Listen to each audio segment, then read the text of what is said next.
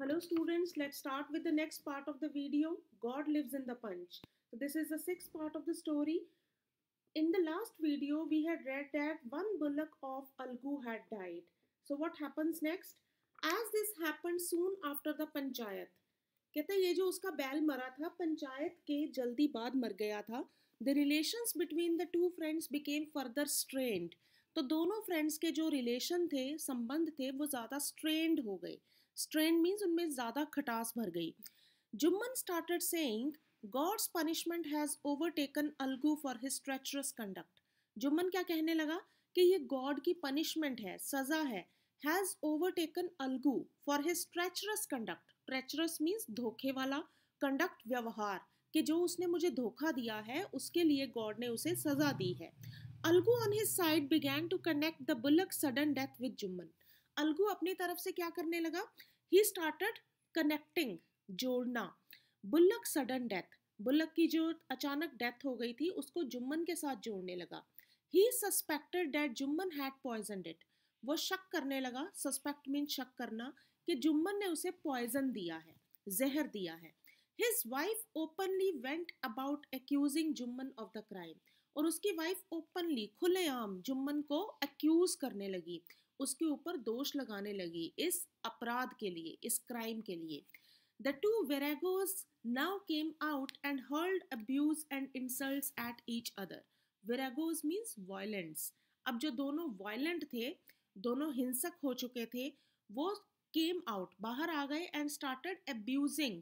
abuse करना, एक दूसरे को बुरा भला कहना, and insult करना, बेइज्जती करना, एक दूसरे की बेइज्जती करने लगे. कौन कौन एक दूसरे की बेइज्जती करने लगे? किसकी बात हो रही है? His wife openly went about Jumman, मतलब जुम्मन की और अलगू की वाइफ की. तो दोनों एक दूसरे को बुरा भला कहने लगे. It was only with great difficulty that their husbands succeeded in parting them. No, actually it is wives of both, दोनों की wives. तो राइटर में क्या बता रहा है? It was with great difficulty, बहुत मुश्किल के साथ, their husbands succeeded in parting them. उनके हस्बैंड ने एक दूसरे को अलग किया, उन दोनों को अलग किया. Jumman dragged his wife away from the scene of battle. Jumman अपनी वाइफ को उस लड़ाई के सीन से खींच के ले गया. ड्रैग मतलब खींचना. And Algu had to wield his stick to quieten the other woman. और अलगू को स्टिक लेके आनी पड़ी. स्टिक मतलब, स्टिक क्या होता है? सोटी. लेके आनी पड़ी. To quieten the other woman. Quieten मतलब शांत करना. उसने अपनी वाइफ को कैसे शांत किया? स्टिक के साथ. विद वन बुलक डेड, एक बुलक मर चुका था. Algu had now no use for the other. Algu के पास अब दूसरे बुलक के कोई यूज नहीं थी, कोई फायदा नहीं था. For long he tried hard to secure another bullock to make up his pair. उसने बहुत देर कोशिश की कि वो एक और बुलक उसको वैसा मिल जाए और एक पेयर बन जाए, बट विदाउट सक्सेस. पर कोई उससे सफलता नहीं मिली. He therefore decided to sell it. फिर उसने क्या फैसला किया कि वो इसे बेच देगा. There lived in the village one Samju Sahu, a cartman, who carried on his business between the village and the town. अब गांव में एक आदमी रहता था, उसका नाम था समझू Sahu. A new character in the story, A Cartman. Cartman मतलब जो बैलगाड़ी पे सामान एक जगह से दूसरी जगह लेके जाता है. Who carried on his business between the village and the town. जो गांव और टाउन के बीच में अपना बिजनेस करता था. He used to take the village commodities to the town. Commodities मतलब चीज़ें. वो गांव की चीज़ें टाउन में लेके जाता. And with the proceeds of their sale, he brought back to the village such goods as found a ready market there. And with the proceeds of their sale, मतलब उसको सेल करके, वो बेच के जो मिलता, उससे वो गांव के लिए ऐसी चीज़ें लेके आता. Goods means चीज़ें. As found a ready market there, मतलब जो आसानी से गांव में बिक जाती थी. He thought to himself that if he could get Algu's bullock, he would be able to make at least 3 or 4 trips daily to the town and back and thus swell his profits. अब उसने क्या सोचा कि अगर उसे अलगू का bullock मिल जाए, he would be able to make at least 3 or 4 trips daily to the town. तो वो हर रोज टाउन के 3-4 ट्रिप लगा लिया करेगा. And thus swell his profits. swell मतलब बढ़ना, और ऐसे उसका जो प्रॉफिट है, लाभ है, वो बढ़ेगा. At present, all he could do was to make 1 or 2 trips to the town market. अभी के लिए वो क्या कर सकता था? सिर्फ 1-2 ट्रिप लगाता था टाउन मार्केट में. With this purpose, he negotiated for the purchase of Algus bullock and ultimately, after trial, purchased it on the understanding that he would pay the price after a month.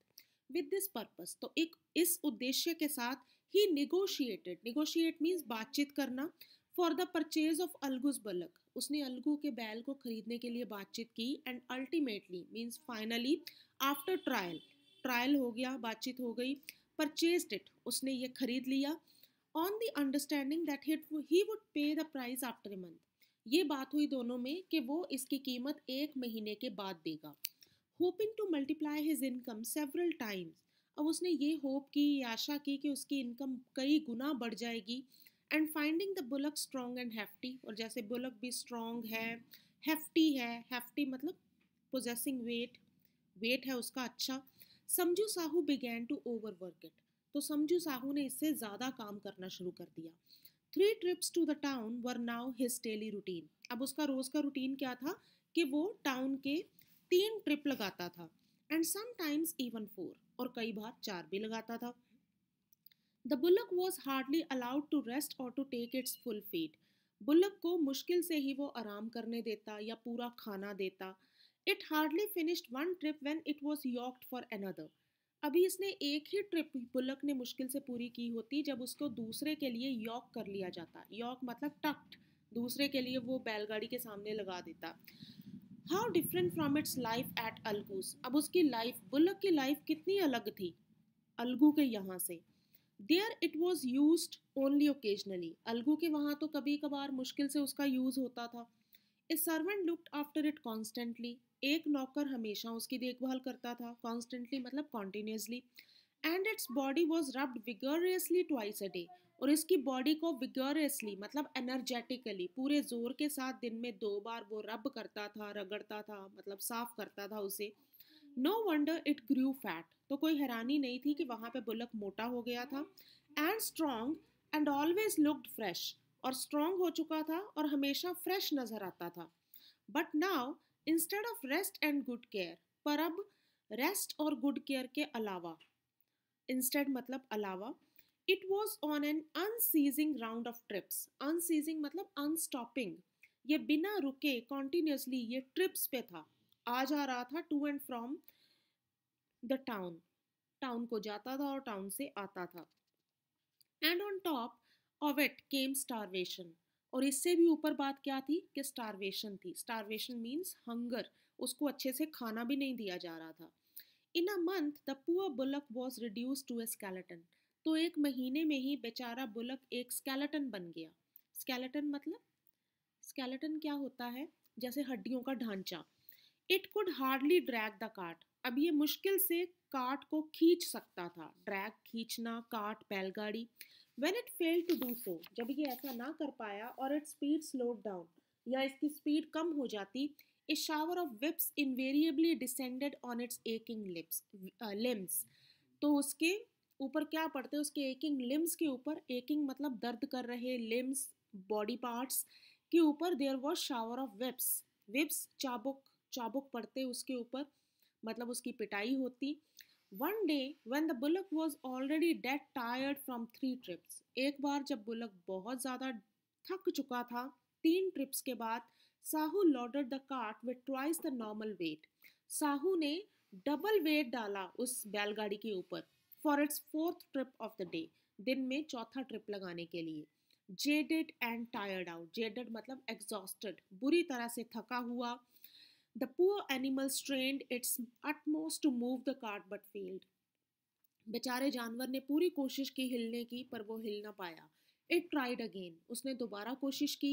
This time it succeeded, इस बार वो हिल पाया, सफल हुआ. But could not move more than a few hundred yards, पर कुछ yards मतलब गज से आगे वो नहीं जा पाया. Sahu as usual began to rain down whips, Sahu फिर से उसे मारने लगा. Till between the severe punishment it received and the tired limbs that were overstrained, the bullock tottered and collapsed. और आखिर में क्या हुआ, जैसे वो कॉन्टिन्यूसली उसको मार रहा था, वो पहले ही इतना ज़्यादा थका हुआ था, फिर भी उसको पनिशमेंट मिल रही थी.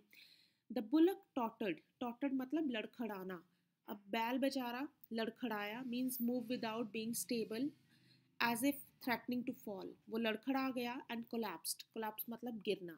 But still Sahu would not stop. पर साहू अभी भी नहीं रुका. He went to belaboring. Belaboring होता है to beat soundly. जोर जोर से उसे मारता रहा. Till death came as a welcome release. और एंड में उसे उसकी डेथ हो गई. बैल मर गया. Sahu did not know what to do. अब साहू को नहीं पता था कि क्या करे. He looked round for help. उसने इधर उधर देखा मदद के लिए. But none was forthcoming. पर वहाँ कोई कुछ नहीं था. Then he slowly disengaged the dead animal from the cart. फिर उसने उस मरे हुए जानवर को कार्ट से अलग किया and decided to spend the night there. और ये फैसला किया कि वो रात वहीं रहेगा. But not before he had given a last kick to the poor animal.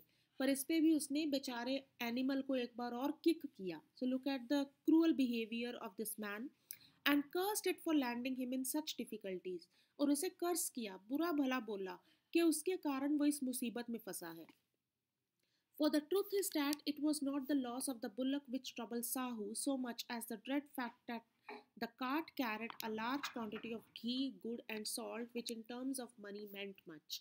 Writer हमें बता रहा है कि असलियत क्या थी, उसको इतना गुस्सा क्यों आ रहा था. बैल के मरने का उसको गुस्सा नहीं था, बट द ड्रेड फैक्ट, ये एक भयानक सच कि उसके पास बहुत ज़्यादा मात्रा में घी था, गुड़ था, सॉल्ट था, जिसकी पैसों में कीमत बहुत ज़्यादा थी. So this is the sixth part of the story.